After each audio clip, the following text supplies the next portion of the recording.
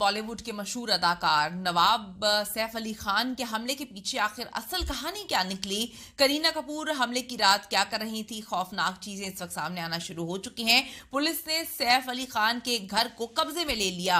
हमसे सच छुपाया जा रहा है, हमें सच नहीं बताया जा रहा। एक नया प्रोपेगेंडा या फिर ड्रामा शुरू हो चुका है। सिक्योरिटी के 3 लेयर्स तोड़कर हमलावर बड़े ही आराम से घर के अंदर दाखिल हो सकता है और जब दाखिल हो जाता है, ना सिर्फ दाखिल हुआ बल्कि शोर मचाने के बावजूद आराम से फरार होने में भी कामयाब हो गया।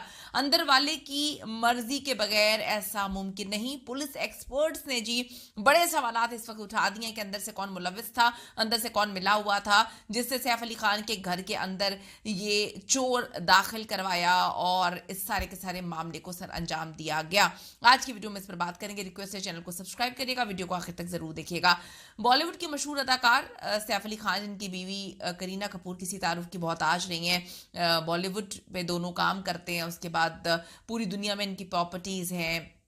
पटौदी खानदान के चश्मो चिराग हैं, नवाब खानदान से इनका ताल्लुक है। इंडिया के बड़े बिजनेसमैन जो हैं वो भी हैं, फिल्म भी प्रोड्यूस करते हैं। तो सैफ अली खान पर हमले की कहानी में झोल जो है वो सामने आना शुरू हो गया। ये इंडियन पुलिस जो है इस वक्त क्लेम कर रही है। चंद सवालात ऐसे हैं जो पूरे वाक़े में वाज़ेह तज़ादात की निशानदही कर रहे हैं। ये सिर्फ सीना के कुछ जो करता धरता हैं उनके सवालात उठाने के बाद इस वक्त मीडिया भी सवाल उठा रहा है और जो मुंबई पुलिस है उसने भी सवाल उठाना शुरू कर दिए हैं। मुंबई के पोश इलाके बांद्रा में 15 और 16 जनवरी की दरमियानी शब अदाकार सैफ अली खान अपने लग्जरी अपार्टमेंट में चोरी छुपे घुसने वाले शख्स के साथ तसादुम में बड़े ही बुरी तरह जख्मी होते हैं और अस्पताल मुंतकिल किए जाने के बाद सेहतयाब होकर घर वापस लौट आते हैं। इस वाक़े को 6 दिन गुजर चुके हैं, लेकिन अभी तक कुछ ऐसे सवालात के जवाबात जो हैं वो सामने आना ज़रूरी है जो इस वाक़े की तरतीब में तजादात की निशानदही कर रहे हैं।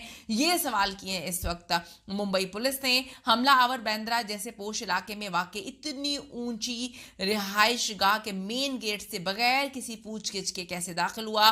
फिर क्या अपार्टमेंट की मेन एंट्रेंस की निगरानी के लिए कोई हिफाजती प्रोटोकॉल जो है वो नहीं था? क्या उस वक्त गार्ड सो रहे थे? जब सैफ पर हमला हुआ तो घर के अंदर मौजूद मेल स्टाफ ने कोई कार्रवाई आखिर क्यों नहीं की और इस नाजुक लम्हे में वो कर क्या रहे थे, कहाँ पर मौजूद थे? जबकि जो इनकी हेल्पर्स थी, जो इनकी आया थी बच्चों की, वो दोनों वहाँ पर मौजूद थी, तो ये मेल जो स्टाफ है वो कहाँ पे था?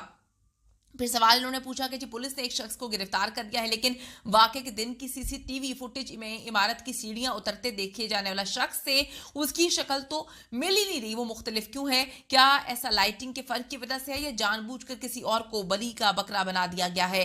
सैफ अली खान को छुरा मारकर जख्मी करने के बाद मुलजिम उनकी इमारत के बागीचे में 2 घंटे तक कैसे छुपा रहा? क्या अलार्म बजने के बाद भी इस दौरान किसी ने इस अहाते की तलाशी नहीं ली? इस मामले पर वजाहत के लिए भारतीय मीडिया ने साबिक आईपीएस ऑफिसर और इंटेलिजेंस ब्यूरो के साबिक स्पेशल डायरेक्टर पीके जैन और महाराष्ट्र पुलिस के साबिक एडिशनल डीजीपी स्पेशल ऑपरेशंस जो है उनसे बात की है। जो यशवर्धन जिनका नाम है, जो कि साबिक एडिशनल डीजीपी हैं, उनका कहना है कि इस केस में यकीनी तौर पर तजादात मौजूद हैं। मुंबई जैसे शहर में जहां मुजरिमों का बसेरा है, वहां किसी पोश इलाके की इमारत में ग्रिल के बगैर खिड़की होना एक बड़ी ही हैरान कुन बात है। उन्होंने कहा कि वाकई के वक्त की नाकाफी सी जो सीसीटीवी फुटेजेस हैं उसने काफ़ी हैरान किया है। ऐसे इलाकों की इमारतों में ढेरों सीसीटीवी कैमरे जो हैं वो नस्ब होते हैं और इस इमारत में तो मुतादिद सेलिब्रिटीज़ रहते हैं। मुलजिम की शनाख्त के हवाले से बात करते हुए उन्होंने कहा कि जाए वकुआ से फिंगरप्रिंट्स और मुलजिम का कैप भी मिला है। इसके कैप में मिलने वाले बालों का डीएनए टेस्ट किया जाएगा। घर के अमले की जानिब से भी शनाख्त परेड जो है वो करवाई जाएगी और चाकू का तीसरा टुकड़ा भी जांच के लिए भेजा जाएगा। इसके बाद वाज़ेह हो जाएगा कि जेर हिरासत मुलजिम वही है या किसी और को बली का बकरा बना दिया गया है। इस मामले पर गुफ्तगू करते हुए साबिक स्पेशल डायरेक्टर पीके जैन ने कहा कि मैं शुरू से ही कह रहा हूं कि पूरी की पूरी कहानी में झोल है। केस की एफआईआर जो अब गुम हो गई है इसमें भी कुछ झोल थे। मामला इस तनाजुर में काफी गंभीर लग रहा है। है कि वाकई के वक्त सिर्फ फीमेल स्टाफ और सैफ अली खान जो हैं वो ही मुबैना मुलजिम से लड़ रहे थे, बाकी सब कहाँ थे, कोई उनकी मदद को आखिर क्यों नहीं आया। और फिर इसके बाद से एक कमरे में बंद किया जाता है और वो वहां से भी फरार हो जाता है। मेरा मतलब है कि बहुत सारी चीजें ऐसी हैं जो कुछ समझ नहीं आ रही कि कैसे हुआ, क्यों हुआ और क्या ऐसा होना चाहिए था। उनका मजीद कहना था कि तफ्तीश के दौरान तफ्तीशी ऑफिसर को तब्दील किया जाना भी इंतहाई अजीबो गरीब है। जब तक कोई बड़ी वजह ना हो तफ्तीशी ऑफिसर को अमूमन तब्दील नहीं किया जाता ऐसे हाई प्रोफाइल केस से। पीके जैन ने मजीद कहा कि अगर जेरे हिरासत शख्स ही असल मुजरिम है तो पुलिस ने वाकई शानदार काम किया है, लेकिन यह बात तय है कि पूरे केस में कुछ ना कुछ झोल जरूर मौजूद है।